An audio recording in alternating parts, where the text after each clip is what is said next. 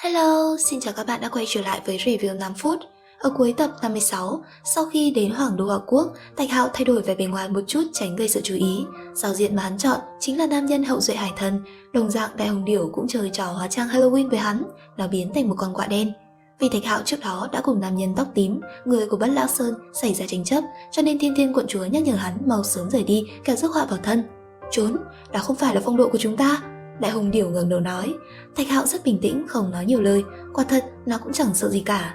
Lúc này cường giả của Hắc Vân tộc xuất hiện tìm Thạch Hạo tính sổ vì đã ức hiếp tộc nhân của hắn. Chỉ trong nháy mắt, tòa cung điện có khắc tại trận này như muốn sụp đổ bởi vì sóng năng lượng của hai người tỏ ra rất mạnh. Thế nhưng khi Thạch Hạo bước ra bước thứ 3 thì tên kia không tài nào chịu nổi nữa, miệng phun đầy máu, thân thể bay ngược ra sau, rời khỏi tòa cung điện. Hắn đã bị thương nghiêm trọng. Tất cả mọi người đều ngơ ngác, đây là uy thế cỡ nào? Thiên tài cuột khởi của Hắc Vân tộc vây mà không thể ngăn được 3 bước, bị khí thế duy ngã độc tôn đó ép cho hộc máu, làm người nghe sợ hãi. Mấy ngày sau, công chúa Hỏa Linh Nhi của Hòa Quốc xuất quan, mời cường giả các tộc của vực ngoại tới biệt viện hoàng gia dự tiệc.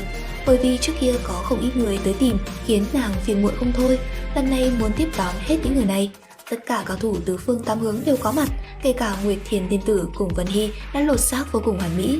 Hiển nhiên là những người này biết Hỏa Linh Nhi thân thiết với Thạch Hạo cho nên tới dò la tin tức. Trời ạ, một con sư tử vàng xuất hiện, các ngươi có thấy không? Nó có tới 9 cái đầu, đây chính là cửu đầu sư tử có huyết thống cực lớn. Mấy người thán phục. À, ta từng nghe nói, con cửu đầu sư tử này từng kết bái với Thạch Hạo, là huynh đệ của hắn. Không biết thật hay giả, nếu là thật, ta muốn thu phục nó, biến nó thành tọa kỵ.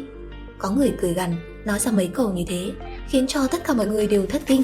Hắc Vũ tộc của Hồng Vực mấy ngày trước, Thạch Hạo từng trừng trị cường giả của tộc này ở cung điện, nhưng hiện tại bọn họ muốn bắt con sư tử kia trả thù. Hỏa Linh Nhi đứng ra can ngăn, đây không phải đại hội tỷ thí cho nên tất cả tập trung ở sân thi đấu. Đúng lúc này, trong trang viên có một ông lão quát lên, mở ra một đại trận, sau đó một bình đài thật lớn lơ lửng ở trên trời cao. Cử đầu sư tử đứng giữa đối diện là nam nhân của Hắc Vân tộc.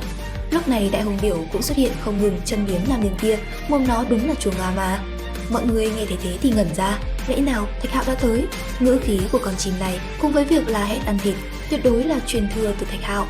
Lúc này, cuộc đại chiến trên võ đài đã bắt đầu. Cửu đầu sư tử quyết đấu với thiên tài số 1 của Hắc Vân tộc vô cùng kịch liệt, chiến khí cuồn cuộn, chấn động toàn bộ trời cao. Phía dưới là Đại Hồng Điểu cùng tên nam nhân có 2 chiếc sừng trâu màu đỏ cũng khí thế hừng hực giao chiến. Nên biết Thạch Hạo chưa từng hiện thân, nhưng cửu đầu sư tử từng là tọa kỵ của nó, và một con chim do nó nuôi dưỡng lại có thể bình định tất cả.